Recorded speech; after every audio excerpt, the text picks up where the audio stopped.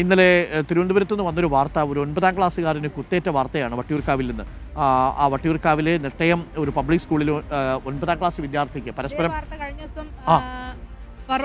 ഫറൂഖ് സ്കൂളിലുണ്ടായിരുന്നു. +1 വിദ്യാർത്ഥിയെ കുത്തി ഗുരുതരമായി പരിക്കേറ്റ കുട്ടി. എന്താണ് ഈ കുഞ്ഞുങ്ങൾക്ക് സംഭവിക്കുന്നത് മനസ്സിലാവുന്നില്ല അല്ലെ? പണ്ട് ലഹരിയുടെ പ്രശ്നമുണ്ടോ ചില ഭാഗങ്ങളിൽ? ഫറൂഖ് സ്കൂളിലുണ്ടായിരുന്നു. +1 വിദ്യാർത്ഥിയെ കുത്തി ഗുരുതരമായി പരിക്കേറ്റ കുട്ടി. എന്താണ് ഈ കുഞ്ഞുങ്ങൾക്ക് സംഭവിക്കുന്നത് മനസ്സിലാവുന്നില്ല അല്ലെ? പണ്ട് ലഹരിയുടെ പ്രശ്നമുണ്ടോ ചില ഭാഗങ്ങളിൽ ചെറിയ ചെറിയ കാര്യങ്ങൾക്ക് പോകും പ്രകോപനം ആവുന്ന കുട്ടികളെയാണ് നമുക്ക് കാണുന്നത് അല്ലേ? ഒന്ന് ആലോചിച്ച് നോക്കി, ഇങ്ങനെ പ്രകോപിതരായത് എവിടെ പോയി നിൽക്കും എന്നുള്ളതാണ്.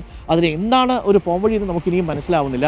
ഈ സാമൂഹിക മാധ്യമങ്ങളുടെയൊക്കെ കാലത്ത്, വലിയ വേഗതയിൽ ടെക്നോളജി മാറുന്ന കാലത്ത് കുട്ടികളുടെ മനോവ്യാപാരങ്ങളിലും വലിയ വേഗത്തിലുള്ള മാറ്റങ്ങൾ സംഭവിക്കുന്നു എന്നുള്ളത് തീർച്ചയാണ്. അതൊക്കെ രക്ഷിതാക്കളും അധ്യാപകരും ഒരുമിച്ചിരുന്ന് പൊതുസമൂഹം ചർച്ച ചെയ്യേണ്ട വിഷയങ്ങളാണ്.